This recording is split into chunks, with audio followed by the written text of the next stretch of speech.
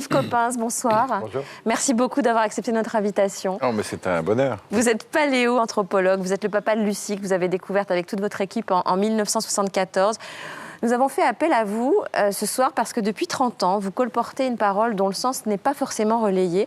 C'est un petit peu comme si cette vérité était taboue. Tous les hommes et les femmes qui vivent sur cette terre, Yves Coppens, viennent-ils de la même souche ? Absolument, absolument. Tous les premiers hommes sont apparus en Afrique. Et depuis les premiers hommes, on considère qu'il y a eu 100 milliards d'êtres humains sur la Terre.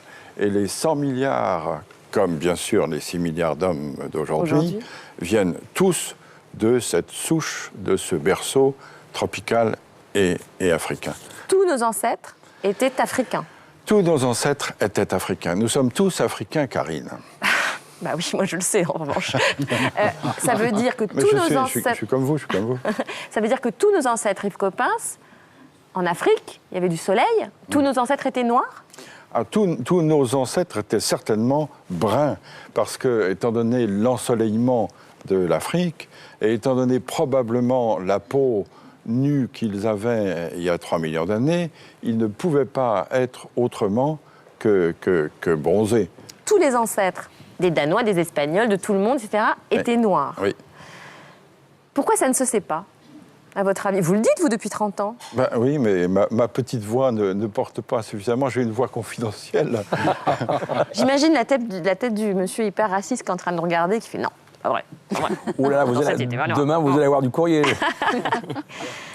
Yves Coppens, en fait, les humains, enfin les préhumains, sont partis dans différentes directions depuis l'Afrique.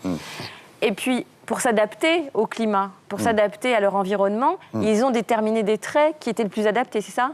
C'est ça. C'est-à-dire que les humains, à partir de 3 millions d'années, à partir du moment où ils ont eu la culture, à partir du moment où ils ont eu la conscience, tout ça, ça a 3 millions d'années.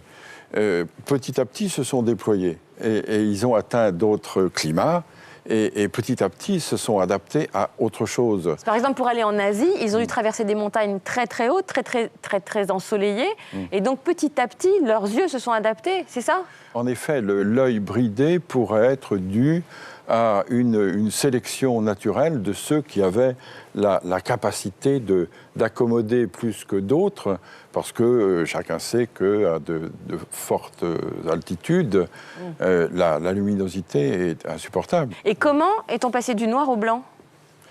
Là aussi, c'est un gradient de couleur, un gradient de coloration, c'est-à-dire qu'avec moins d'ensoleillement, on avait nécessité d'avoir une peau avec un écran moins fort pour que la synthèse de la vitamine D, qui est la synthèse de croissance, puisse se faire.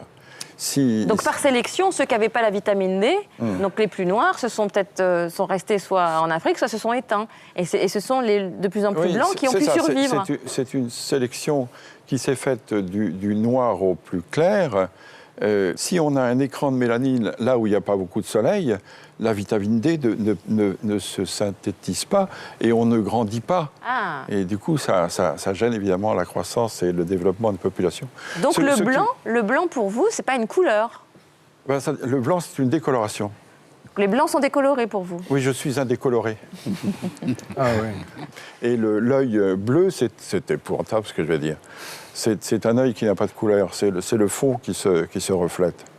Ah, c'est intéressant. Bah non. Bah si.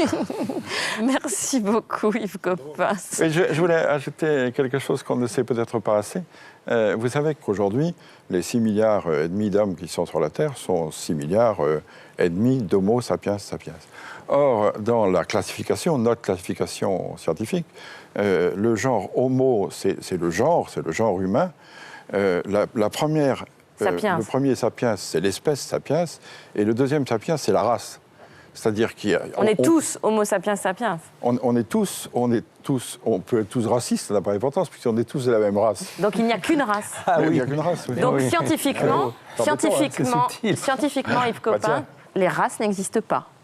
Oui, c'est ça. C'est-à-dire que scientifiquement, les races de 36 000 animaux existent toujours, mais en ce qui concerne l'humanité, il y a pour le moment sur la Terre une seule race humaine, qui est la race sapiens, de l'espèce sapiens, du genre Homo. Merci beaucoup Yves Coppens, merci beaucoup José.